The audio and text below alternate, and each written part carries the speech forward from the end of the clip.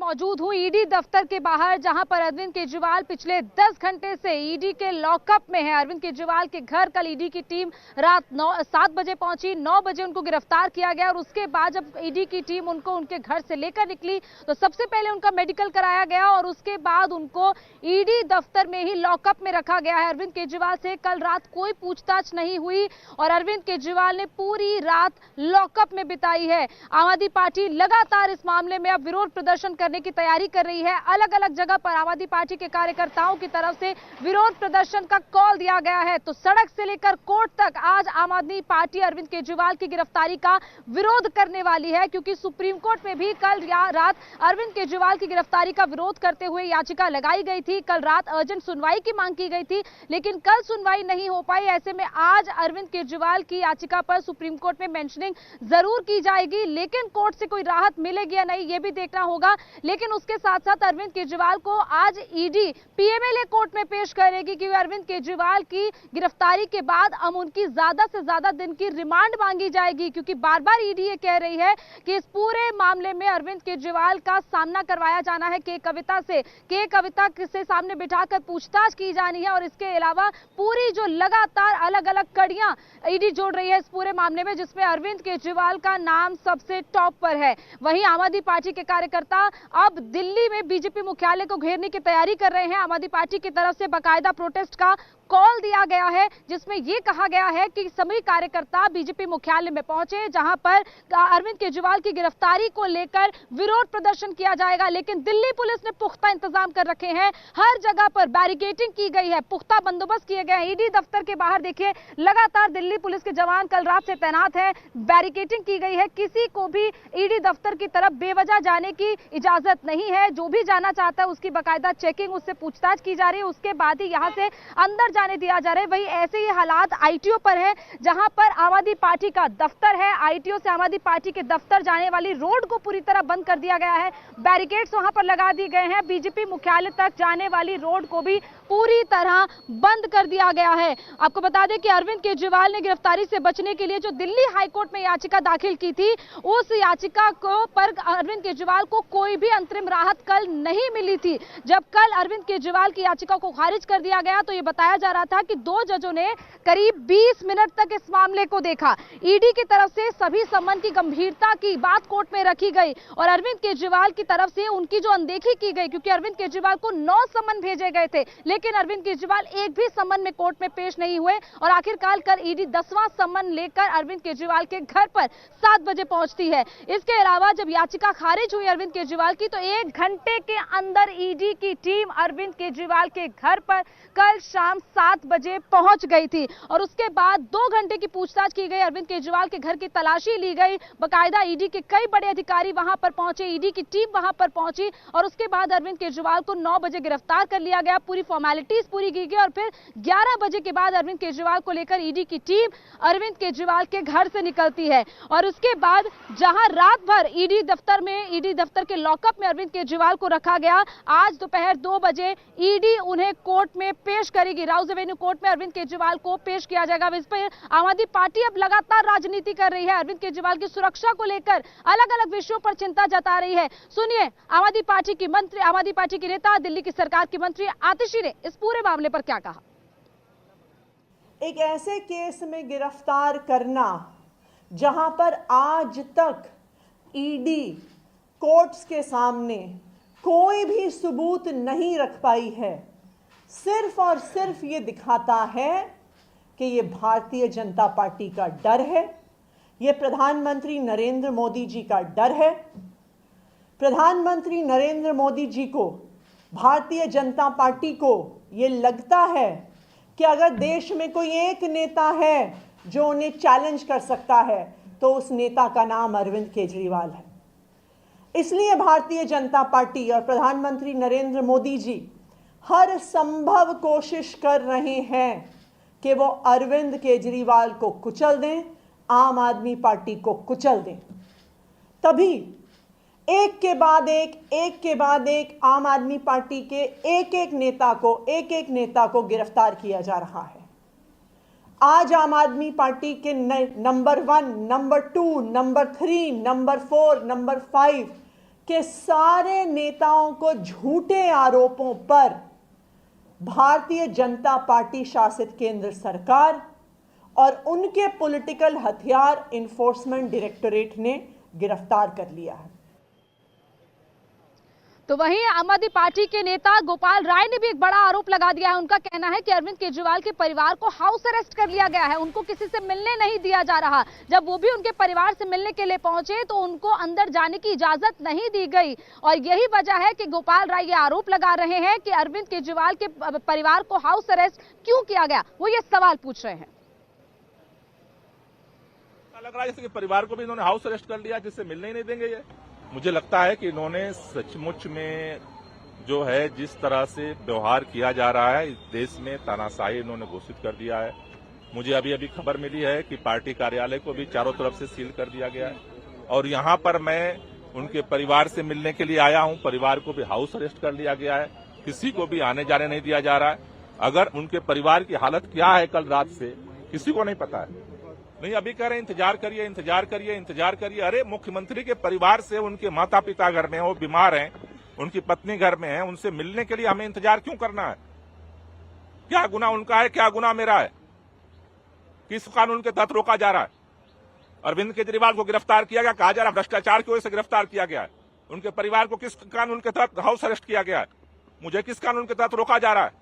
ये साफ साफ दिखा रहा है कि इस देश के अंदर जो है तानाशाही को स्थापित किया जा रहा है। वहीं शराब घोटाले में अरविंद केजरीवाल की गिरफ्तारी के बाद अब तमाम सवाल खड़े हो रहे हैं, जिसमें सबसे बड़ा सवाल यह है कि अरविंद केजरीवाल क्या अब अपनी गिरफ्तारी के बाद इस्तीफा देंगे या फिर वो सीएम पद पर बने रहेंगे। क्योंकि आम आदमी पार्टी लगातार कह रही है कि अरविंद केजरीवाल जेल से ही सरकार चलाएंगे, क्योंकि अरविंद केजरीवाल देश के पहले ऐसे मुख्यमंत्री हो जाएंगे जो कि अपनी गिरफ्तारी के बावजूद वो इस्तीफा नहीं दे रहे हैं, जिन्होंने गिरफ्तारी से पहले अपना रेजिग्नेशन नहीं दिया है। इससे पहले करप्शन के केस में जितने भी मुख्यमंत्रियों को गिरफ्तार किया गया, जिसमें सबसे बड़ा उदाहरण हेमंत सोरेन का है, जब उनको गिरफ्तार किया गया तब उन्होंने पहले रेजिग्नेशन दिया, एक नया मुख्यमंत्री बनाया और फिर उन्होंने उनको गिरफ्तार किया गया था। इससे पहले चारा घोटाले में जब बिहार के तत्कालीन मुख्यमंत्री लालू यादव को गिरफ्तार किया गया था, अवैध खनन घोटाले में जब तत्कालीन सीएम येदियुरप्पा को या फिर जयललिता को भी जब आय से अधिक संपत्ति के मामले में जब उन लोगों को भी गिरफ्तार किया गया था तो उन लोगों ने भी पहले इस्तीफा दिया था।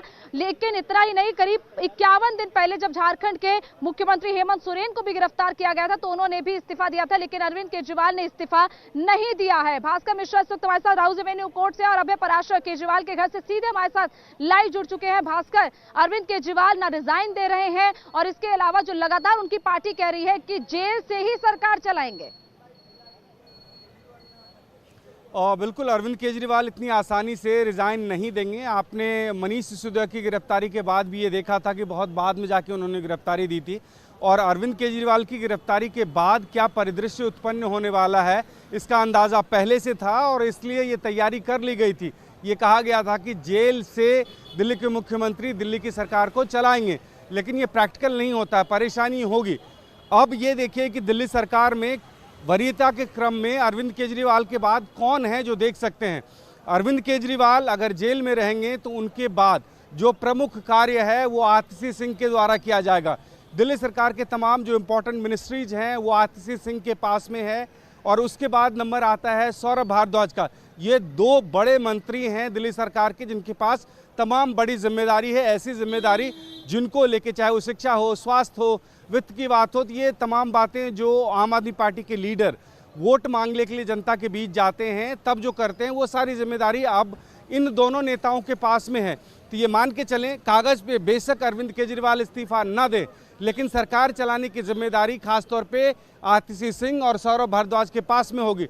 लेकिन दिल्ली के मुख्यमंत्री अरविंद केजरीवाल इतनी आसानी से इस्तीफा नहीं देंगे। बैकग्राउंड पहले से ही तैयार है, उसके बाद क्या परिदृश्य उत्पन्न होगा ये देखना होगा। क्या हर बात के लिए वो कोर्ट जाएंगे, कैबिनेट की मीटिंग में वो किस तरह से शामिल होंगे। जेल मैनुअल में ऐसी कोई सुविधा नहीं है जहां एक सीटिंग मुख्यमंत्री जेल में बैठ के तमाम जो दफ्तर के काम है वो काम करे, ऐसी कोई सुविधा नहीं है। लेकिन उसके बावजूद भी ये बात अरविंद केजरीवाल को भी पता है, आम आदमी पार्टी को भी पता है, उसके बावजूद भी अगर ये फैसला लिया जा रहा है तो ये मान के चलिए ये गतिरोध और लंबा चलने वाला है और हर बात के लिए कोर्ट का दरवाज़ा खटखटाया जाएगा। लेकिन अरविंद केजरीवाल आसानी से इस्तीफा देने वाले नहीं हैं। और ये हर स्तर पे ये बात कह दी गई है, हर स्तर से इसकी स्वीकृति ली गई है, चाहे वो पार्षद हों, विधायक हों और दिल्ली की जनता हो, वो सब रिकॉर्ड में है आम आदमी पार्टी के पास में। और इस बिना पे आम आदमी पार्टी कह रही है कि ना तो अरविंद केजरीवाल मुख्यमंत्री के पद से इस्तीफा देंगे, ना ही पार्टी के चीफ के तौर पे। सरकार के में कौन जिम्मेदारी क्या संभालेंगे हमने बता दिया। जहां तक पार्टी की बात है तो पार्टी में अरविंद केजरीवाल के बाद अब जो कोई भी संगठन देख सकते हैं उसमें एक महत्वपूर्ण भूमिका संदीप पाठक की है। संदीप पाठक के अलावा कोई भी पार्टी में ऐसा नहीं है जो संगठन को अच्छी तरह से चला सकता है। अरविंद केजरीवाल का बेशक डायरेक्शन होता था, लेकिन सारी स्ट्रैटेजी, सारा काम संदीप पाठक का था। तो अब ये मान के चलें इस चुनाव में, लोकसभा चुनाव में और आगे अगर अरविंद केजरीवाल दिल्ली विधानसभा के चुनाव तक जेल में रहते हैं तो बड़ी भूमिका संदीप पाठक की होगी। संदीप पाठक तय करेंगे कि कहां संगठन की जिम्मेदारी किसके पास क्या होगी और कैसे आगे बढ़ा जा सकता है। ये एक रफ आइडिया है हम लोगों के पास कि किस तरह से पार्टी और सरकार को चलाया जा सकता है, लेकिन ये जो कहा जा रहा है इस्तीफा नहीं देंगे, भास्कर, ये देखना होगा आम आदमी पार्टी की आगे की रणनीति। और जिस तरीके से आप बता रहे हैं कि आतिशी और सौरभ भारद्वाज को जिम्मेदारी दी जा सकती है और इसके अलावा संदीप पाठक संगठन की जिम्मेदारी देख सकते हैं, लेकिन फिलहाल अरविंद केजरीवाल रेजिग्नेशन नहीं देंगे, ये तो बिल्कुल तय माना जा रहा है। अभय इस वक्त अरविंद केजरीवाल के घर से हमारे साथ लाइव जुड़े हुए हैं। अभय, वहां पर इस वक्त किस तरीके की सिक्योरिटी है, क्योंकि जो आरोप लग रहे हैं गोपाल राय की तरफ से कि हाउस अरेस्ट कर लिया गया है फैमिली को, क्या ऐसा कुछ लग रहा है कि घर से बाहर कोई आ रहा है या अंदर कोई जा पा रहा है?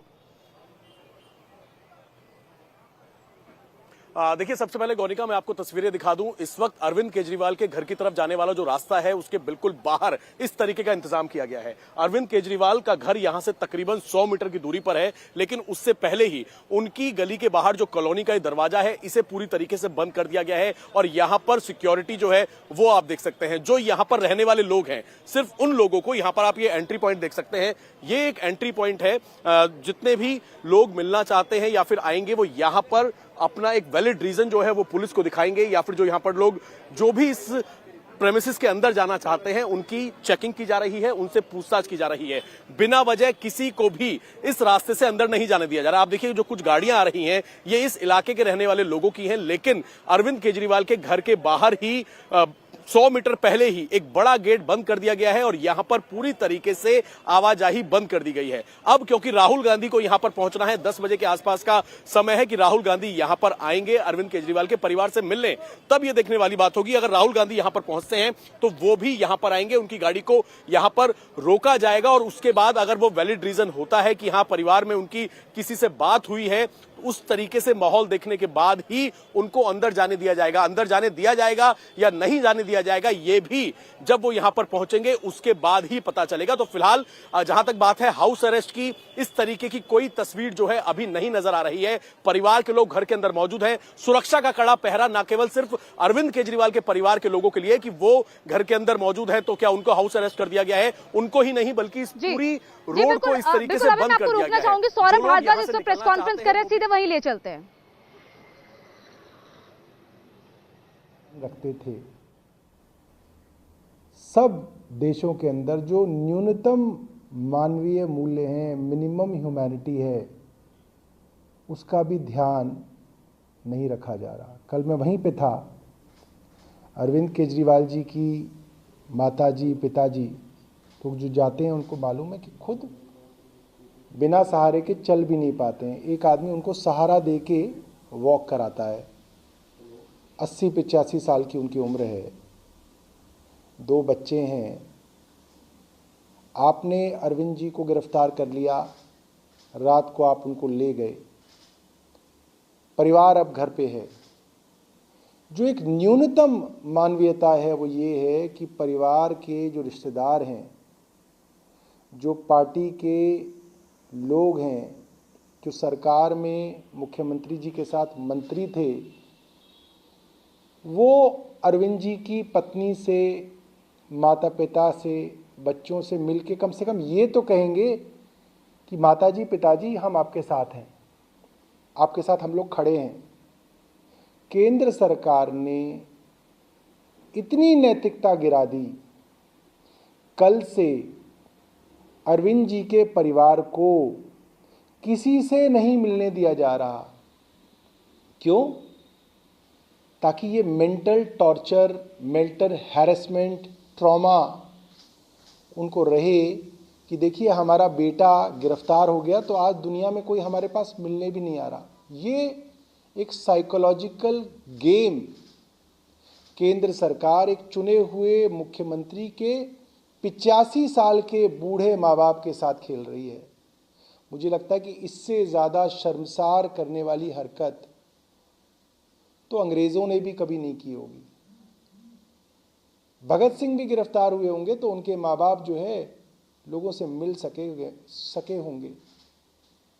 दूसरी बात, बार बार कहा जा रहा है कि अरविंद केजरीवाल जी की जान को खतरा है। जो सरकार गैर कानूनी तरीके से बिना सबूतों के उनको गिरफ्तार कर सकती है, वहाँ अरविंद केजरीवाल जी की जान को खतरा है। ये बात हम मीडिया में इसलिए कह रहे हैं ताकि लोग इसके लिए आवाज़ उठा सकें, क्योंकि हमारी बात तो अब केंद्र और एजेंसियों ने सुननी बंद की हुई है। बार बार कहा जा रहा है केजरीवाल जी के खिलाफ सबूत हैं। क्या सबूत है? ये ईडी सुप्रीम कोर्ट में भी नहीं दिखा पाई। ईडी आखिरी वक्त तक ये कह रही है कि कोई 100 करोड़ का लेन देन आम आदमी पार्टी से कथित तौर पे साउथ ग्रुप ने किए, जिसके बारे में सुप्रीम कोर्ट कह रहा है कि आपने मनी ट्रेल नहीं दिखाई है। मैं आपको आज मनी ट्रेल सबूतों के साथ सामने रखता हूं। आरोप आम आदमी पार्टी पे है, मगर money trail Bharatiya Janata party की साबित हो गई। आज कल जब सुप्रीम कोर्ट के ऑर्डर पे भारतीय जनता पीठ खुजाऊंगा तो मेरी पीठ खुजाना और हम में से कोई जेल नहीं जाएगा, हम सब बच के रहेंगे, ये अब नहीं होने वाला है। Mister Kejriwal, people are going to jail and if you are corrupt people will continue to go to jail. अगर आप भ्रष्ट हैं तो आप जेल जाएंगे। अब की रीत अलग है, अब की नीत अलग है। आखिरकार अरविंद केजरीवाल जेल क्यों गए, उन्हें गिरफ्तारी उनकी क्यों हुई, क्यों गिरफ्तार करना पड़ा? लिकर स्कैम, शराब घोटाला। ये शराब घोटाला दिल्ली का क्या घोटाला है, कब शुरू होता है, इसकी टाइमलाइन और जिसे हम कहते हैं क्रोनोलॉजी क्या है? नवंबर 2021 में अरविंद केजरीवाल अनाउंस करते हैं कि हम एक न्यू एक्साइज पॉलिसी अर्थात दिल्ली में एक नया शराब नीति लेकर आएंगे, आबकर नीति लेकर आएंगे, एक्साइज पॉलिसी, जिससे कि जो दिल्ली की एक्सचेकर है, दिल्ली का जो खजाना है, वो करोड़ों रुपए से लबालब हो जाएगा, भर जाएगा और दिल्ली को बहुत लाभ होगा। मगर आनन फानन में बिना कैबिनेट के अप्रूवल के और बिना सरकारी अप्रूवल के, जबकि सरकारी डिपार्टमेंट ने कहा था, एक्सपर्ट्स ने कहा था, ये जो आप एक्साइज पॉलिसी ला रहे हैं, प्राइवेटाइजेशन करने की बात कर रही है, उचित नहीं है, मत करिए, फंसोगे। ये सब कुछ ताक में रख करके फिर भी नवंबर 2021 में नई एक्साइज पॉलिसी आती है। जुलाई 2022 में दिल्ली के जो चीफ सेक्रेटरी थे, उन्होंने बड़े स्पष्ट रूप से कहा कि ये नई आबकार नीति जो आई है, इसमें कहीं ना कहीं गड़बड़ी है, इसकी जांच होनी चाहिए। और जुलाई 2022 में ही जो लेफ्टिनेंट गवर्नर थे, उन्होंने सीबीआई की जांच के आदेश दिए। जब सीबीआई की जांच की आदेश हुई तो आनन फानन में अरविंद केजरीवाल जी ने इस न्यू एक्साइज पॉलिसी को, शराब नीति को तुरंत वापस ले लिया। पहला प्रश्न दिल्ली की जनता ने और हम सब ने पूछा कि केजरीवाल जी, जिस एक्साइज पॉलिसी को आप कहते थे कि ये कमाल का एक्साइज पॉलिसी है और इस एक्साइज पॉलिसी से दिल्ली के रेवेन्यू को करोड़ों का फायदा होगा और भारतीय जनता पार्टी इसको लेकर राजनीति कर रही है, क्या कारण हुआ कि जैसे ही ये जांच के दायरे में आता है आप तुरंत उसे वापस ले लेते हैं और कोई कारण भी नहीं बताते हैं? तो आज तक वो कारण नहीं बताया गया, उसे वापस ले लिया गया। 19 अगस्त 2022 को आप याद करिए, पहला सीबीआई रेड होता है मनीष सिसोदिया डिप्टी सीएम के घर में और 22 अगस्त 2022 को ईडी फाइल करती है केस मनी लॉन्ड्रिंग केस में। कि बहुत बड़ा घोटाला हुआ है, मनी लॉन्ड्रिंग हुई है, पैसे इकट्ठे किए गए हैं गैर कानूनी तरीके से। कैसे? कार्टेलाइजेशन अलाउ किया गया है। ये शराब कंपनियों का जो एक जत्था बनाया गया है जो आपस में एक दूसरे को कैसे फायदा पहुंचा सकते हैं, इसके लिए एक्साइज पॉलिसी में प्रावधान किया गया। एक्साइज पॉलिसी पहले इन शराब कंपनी जो कि अरविंद केजरीवाल जी के मित्र हैं, अरविंद केजरीवाल जी के दोस्त हैं, उनको पहले लीक कर दी गई, फिर उसको ट्वीक किया गया, उसमें बदलाव लाया गया ताकि शराब कंपनी अपने मन मुताबिक इन कानूनों में बदलाव ला सके। जो ब्लैक लिस्टेड कंपनी होती है उनके लिए कानून में प्रावधान है कि वो इस टेंडरिंग प्रोसेस में अप्लाई नहीं कर सकते हैं। मगर बड़ा दुखद और आश्चर्यजनक विषय है कि न केवल उन्होंने अप्लाई किया, अपितु उन्हें इस पूरे ठेके में शामिल किया गया। केवल इतना ही नहीं, आपको जान के आश्चर्य होगा कि ये हर कोई जानता है, वैसे आश्चर्य आजकल होता नहीं है अरविंद केजरीवाल और भ्रष्टाचार के विषय में सुनने से।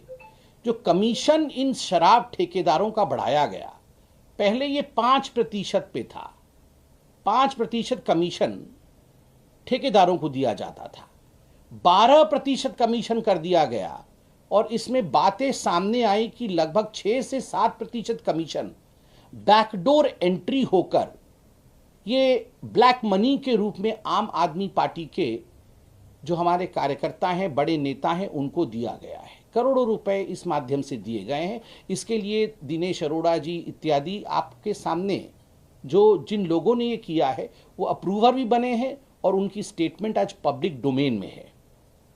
मार्च 2023 में अंततोगत्वा मनीष सिसोदिया की गिरफ्तारी होती है ईडी द्वारा।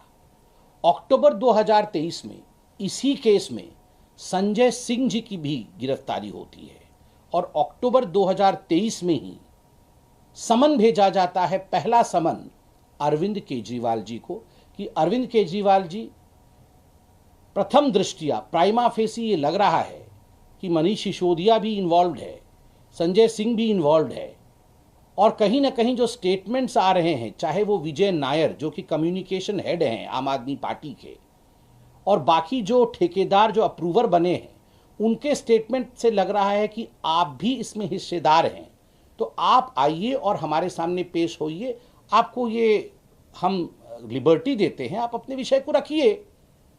समन नंबर 1 जब अक्टूबर 23 को आया, तब से लेकर अब तक 9 समन आए हैं।